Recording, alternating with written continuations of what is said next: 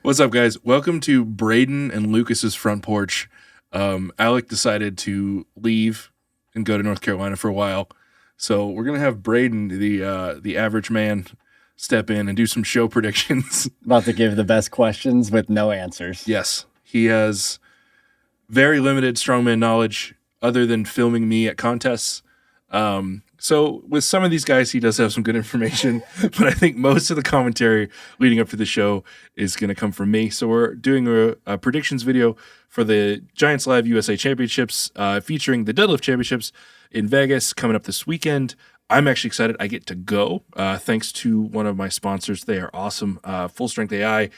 They are doing some really cool things, building a fantastic tool to predict maxes, and it'll be an educational tool to use in the future. So I'm really excited to work with those guys, and they're letting me come down to the show and watch. So I'll be there, out in the crowd, wishing I was lifting. It's so hard to watch a show and not compete, but it's going to be cool. It's my first Giants Live I get to go to. So pretty excited about that. So the events, starting with the max deadlift, a couple guys that are just doing the max deadlift. There's a car walk, which is just a yoke walk. They traditionally do just 50 feet in their VW bugs that they've converted into yokes. Dumbbell for reps, super cool implement made by our boy from Sticks and Stone. 220 for reps. I hope I get to press that while I'm down there. It looks really, really cool. The wrecking ball hold, which has been, in my opinion, way too popular this year. It's in every contest. And then the Castle Stones, which is their stone series that they do at Giants Live. And I imagine they're going to have the heavy set, which goes up to 200 kilos, because they really do have, this is a top tier Giants Live roster.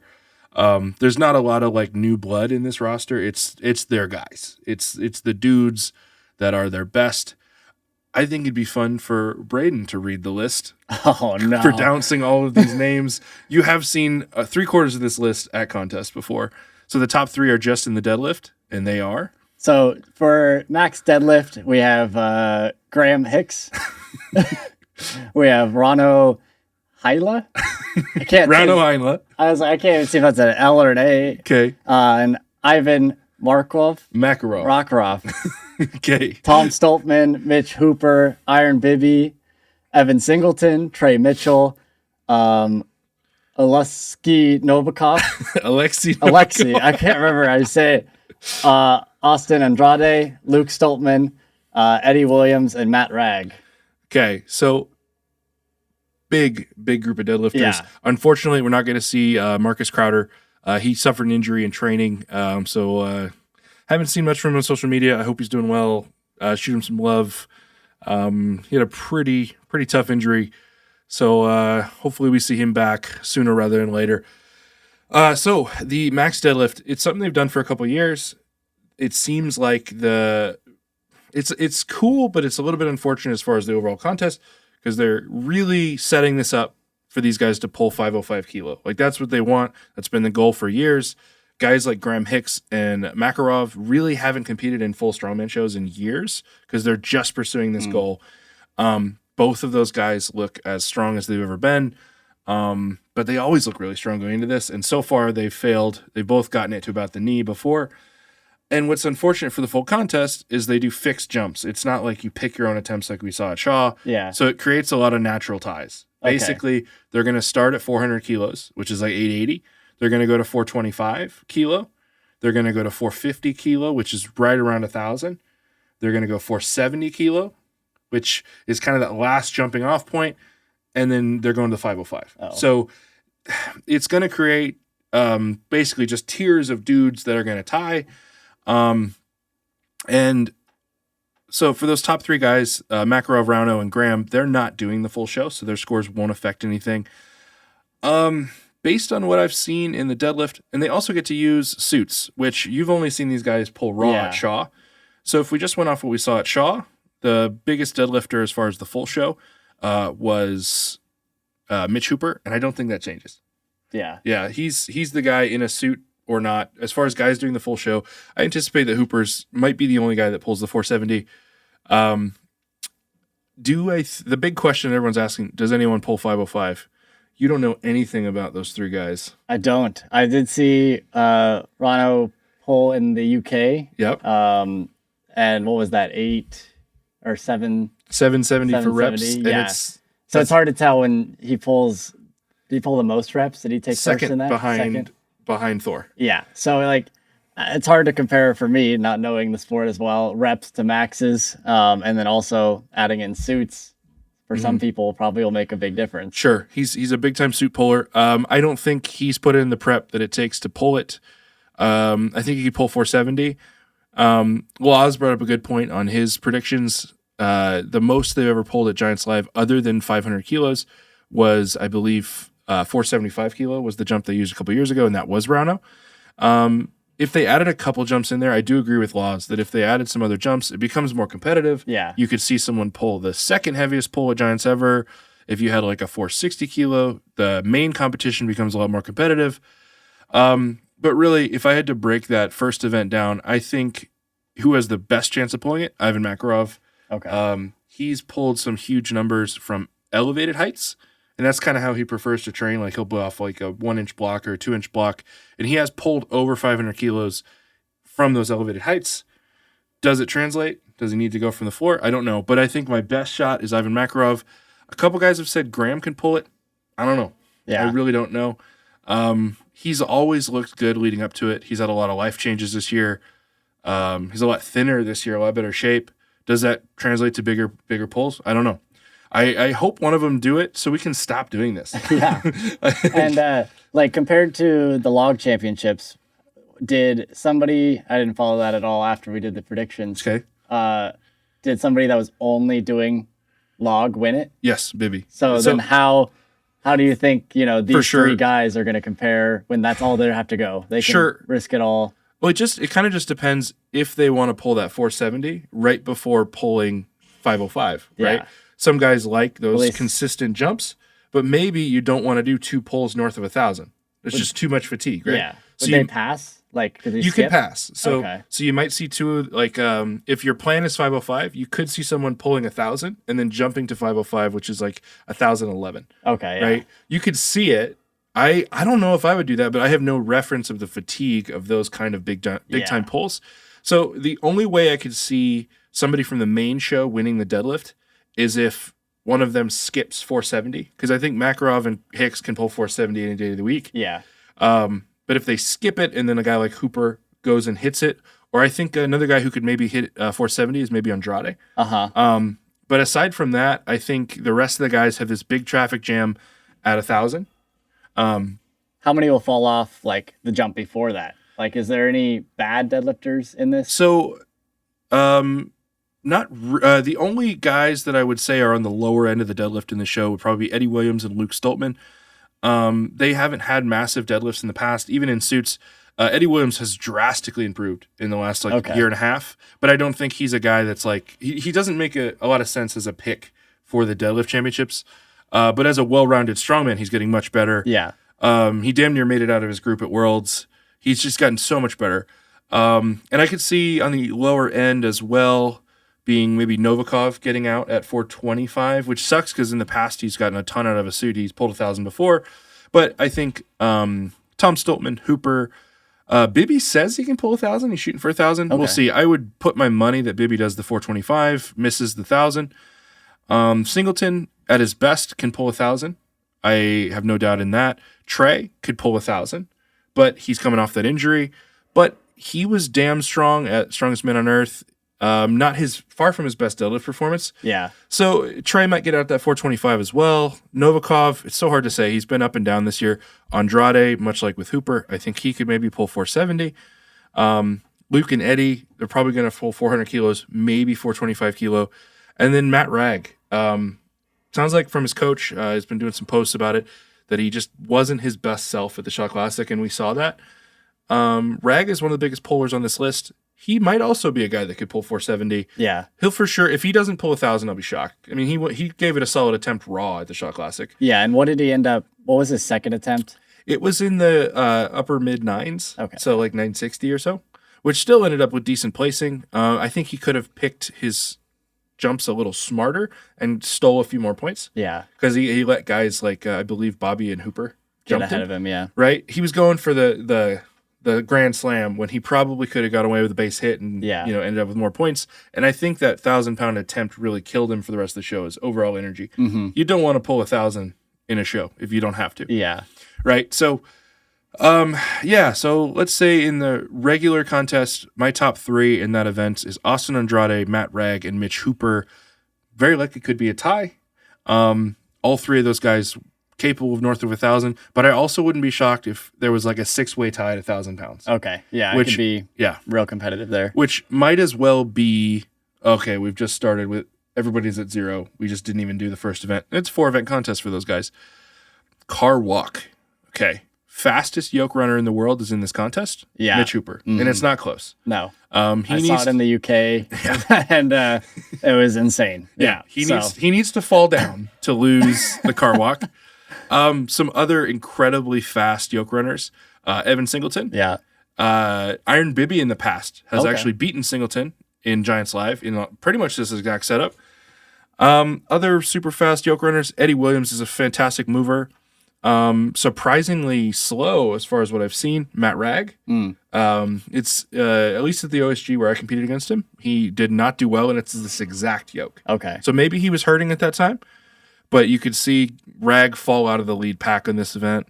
The one I'm going to be watching for, and I'm very hopeful, and I love this guy. He's been cool to compete with. Trey coming off that Achilles injury, he did yoke at Worlds. Was fine. Okay, yeah. And I'm sure that was just a huge mental win for him. I'd like to see this be the first time Trey comes back and goes fast. Yeah, and Worlds was like a quick turnaround from the injury. Yeah, it was. So coming into that and still completing it is impressive. Still completing it. I'm sure that was just a mental hurdle getting over that. And he said he was at Shaw at maybe 80-85% of his best. He plays 4th. Yeah. That dude was in the hunt and set PRs. It came down to that power stairs, to the end. It came down to the power stairs. Trey might not feel in his head that he's at his best, but when you watch him compete, dude, Trey's that guy. And all he needs to do in these next couple events is just top 3rd, and he's a podium contention type guy. But yeah, I'm curious. I think the car walk is kind of an X factor event for him on this show, because the rest of the show is pretty good for him. Who else would be maybe not so great on this event? All of these guys at different points in their career, aside from Ragg, I've seen put up some great yoke. So, and it's only 50 feet traditionally. So it's kind of come down to splits. When an event might just be a little too light and too short, it's like 17 seconds, 18 seconds, 18 and a half seconds. The only one I have to compare it to is the Arnold UK, where it seemed the opposite. Hooper, Thor moved quick. And then I feel like at least the bottom half of the field didn't finish the yoke. Sure. Or only finish the yoke. Sure. And that was also 1,000 for 50, right? Yeah. Is that going to be something that happens here? Is there, after a deadlift, It could. I think it comes down to the Arnold UK and that being a bad sense of people's yoke ability. Okay. Is they were 2 weeks post Arnold Classic. That's true. Most of those guys. And a couple of those guys were tweaked. Yeah. Whether it was at the show or before. Gav Bilton was kind of hurt at that show. Max was hurt at that show. Bobby was sick. That wasn't the best reflection of what I think the main circuit of guys can do on the yoke. Okay. Fresh, this is a drag race. Okay. If these guys are everybody in finishes. Shape, and I think these guys, a lot of the Americans, they're fired up. Yeah. They're going to Vegas. This is the first time they brought Giants to the States. I bet this is a drag race. Yeah. And my money of that drag race is on Hooper. Oh, yeah. If I had to do my top 3, it's probably Hooper, Singleton, and Stoltman. Which one? Tom. Okay. Tom. Okay. Yeah. Luke's hard to predict. Luke's coming off an injury, but he's just got a wealth of experience underneath him, and he's known for being well-rounded, aside from occasionally struggling in the deadlift. Okay, yeah. He's put up some awesome yokes in the past. It just kind of depends. He's 39 years old. Oh, okay. Right? Yeah. But I mean, he can move, but I think with the margin of error in this event, it's going to be a young man's game, and it's going to be a sprint. Okay. Dumbbell for reps with the Sticks and Stones custom dumbbell. It's pretty cool. It's there's a handle. Mm-hmm. He built 2 Atlas stones on each end. Okay. And built a metal frame around them. And he just kind of filed the corners down. So the edges shouldn't bite, but it might bite into the shoulder a little. Yeah. Because it's like a metal frame around the stone. So there's weird indents and stuff. Oh, interesting. So it could throw them for a loop. It's different than a normal dumbbell. It's 220 for reps. That's kind of become the standard at things like Giants. I don't think that's heavy enough. Yeah. But you'll still see guys get like 2 reps. Okay. But then you'll see guys get 9, right? Yeah. That's where I would more say dumbbell for reps at a world-class show should be like 240. But I'm good at dumbbell, so I'm a little biased. I don't know. Based on what you saw at Shaw, what do you think? A couple guys that might be good at the dumbbell. Camera guy on the spot. Well, Mitch Hooper is going to do well. Trey, how was Trey? Yeah, he'll be good. This is like I'm giving you a quiz. Yeah, I'm like trying to remember in my head. You know, attention? I watched backstage for most of it, Sure. so I was trying to remember. And then like, how would like Iron Bibby do with dumbbell if he's a good log presser? So I don't think the two generally correlate, but Okay. he does have incredible shoulder stability and good leg drive power, and just he might be one of the only guys on this list that could straight up strict press potentially. Okay. Right? He doesn't need much leg to press. Yeah. So I think why I don't like 220 as the dumbbell weight. Well, one, this is a one press show, and they've just made the press a little light. Yeah. 220 is light enough that a lot of the guys aren't going to struggle with the weight, right? It'll come down to reps and endurance and execution, right? Because it's a fixed weight dumbbell, it might bounce. They got to keep it on the platform. It's just like the top guys who are going to win is like who can cycle reps, set it down in a repeatable way, pick it up quickly, set it down quickly. And who can get consistent down commands. That could be the only reason I could see Hooper falling out of first. Yeah. Is he has that out to the side technique. But at 220, I don't think it hurts him at all. No. But my pick to win this event is Singleton. Okay. Trey. Novikov, as rough of a weekend as he had at Shaw, he still got second on the dumbbell. Okay. And historically, at his best, I think he's the best dumbbell presser in history. So at 220, Novikov could still win the dumbbell. Okay. He could mess around and win the dumbbell. Yeah. But right behind, I would say Trey Mitchell, Singleton, and Hooper. But a guy like Tom Stoltman or Bibby pulling out 6-7 reps wouldn't shock me either. Yeah. Who on this list is a bad dumbbell presser? There really isn't one that's like dumbbell is their weak point. Once upon a time, Luke has put up good numbers on the dumbbell. Andrade in the 220 range, I think is more than competitive in dumbbell. I think when you get heavy, he might not be the guy. Rag is kind of I think Rag might be the only guy on this list that just isn't that good at dumbbell. I think he failed the second dumbbell at Shaw. Mind you, most of us were hurting at that point, 7 events in. But this is after a max deadlift and a heavy yoke. They're going to be hurting a little bit too. So I still have to put Rag at the bottom of the pack on this one. But my top 3, probably Singleton, Trey, Novikov, Hooper. And it's just going to come down to transitions and who gets like the 8th rep, right? Wrecking Ball Hold, the event that keeps coming. And, in some sense, I get why it's cool. They own the implement, and they get to set world records, and the crowd loves that. I bet the common fan loves it more than the nerds. Yeah. I'm one of the nerds. I'm in this deep. It's my life. I would rather see something else. I'd rather see like a max weight farmers or like some other way to test grip.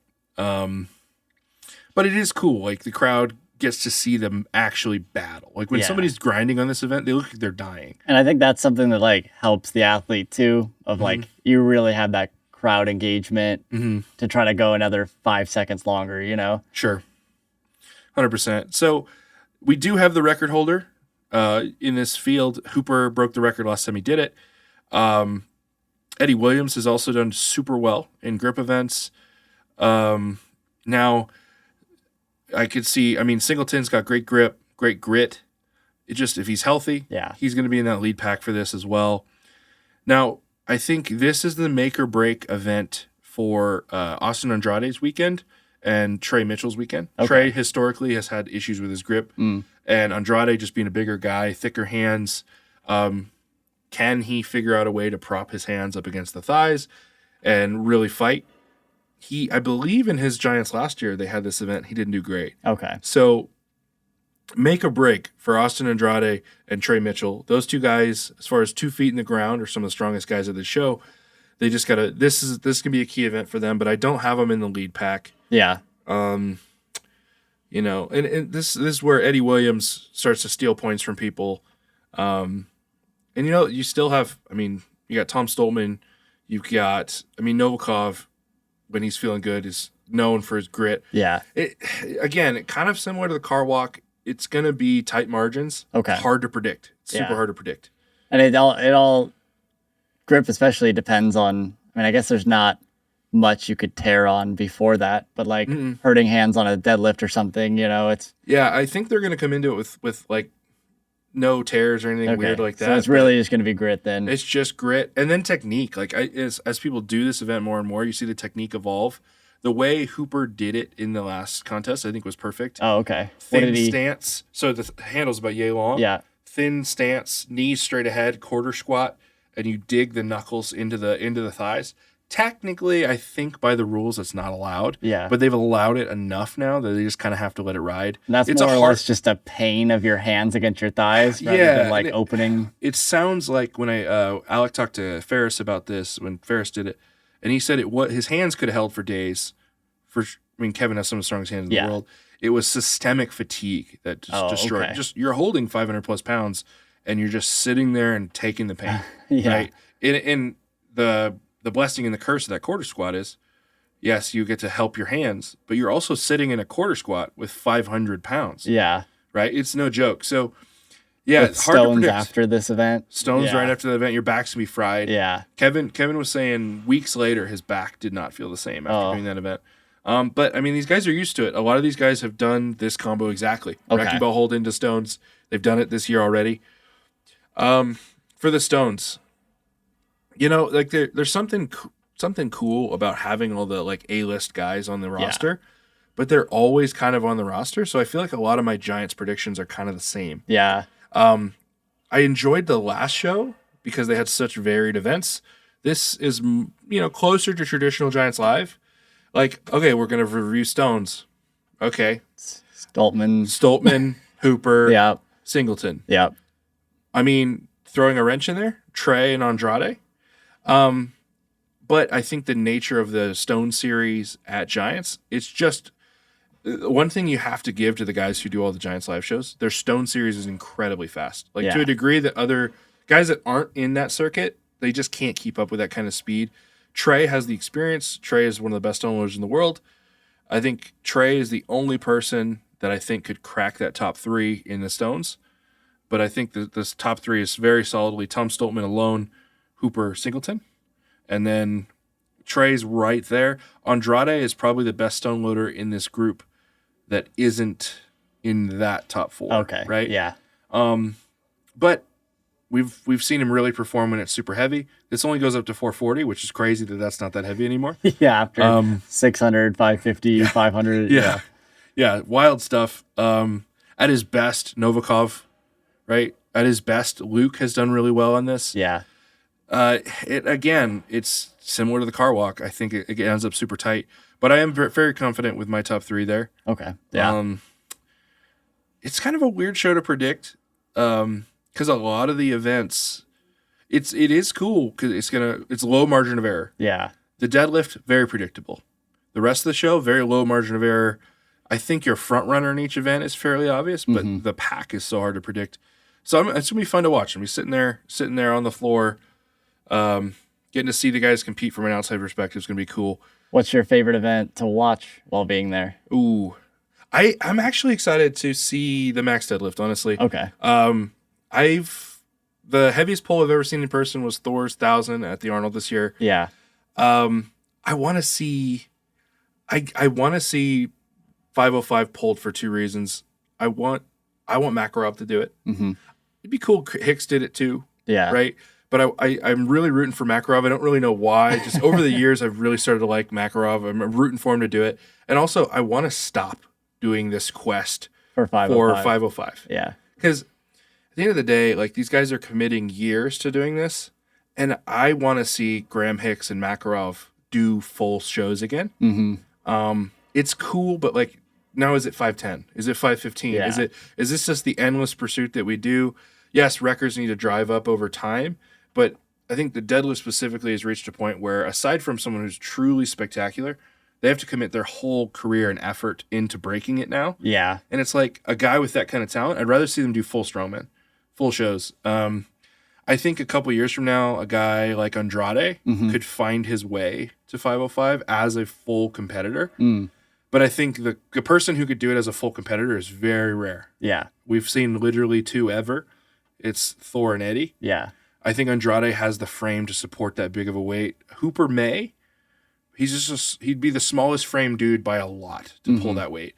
But he has his deadlift progression hasn't stopped, which is kind of crazy at his size. So, we'll see. But I want it to be done with so we can do something else. Yeah. But I do want to see 505 pulled in person. It'd be really cool to be there to do it. So rooting for him.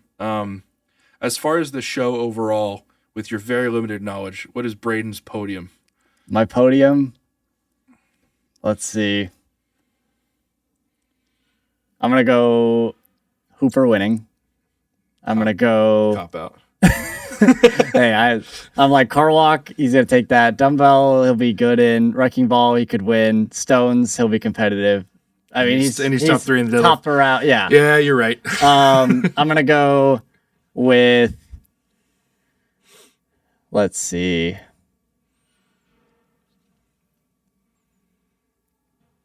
I'm going to go with Tom Stoltman at 2nd and Evan Singleton in 3rd.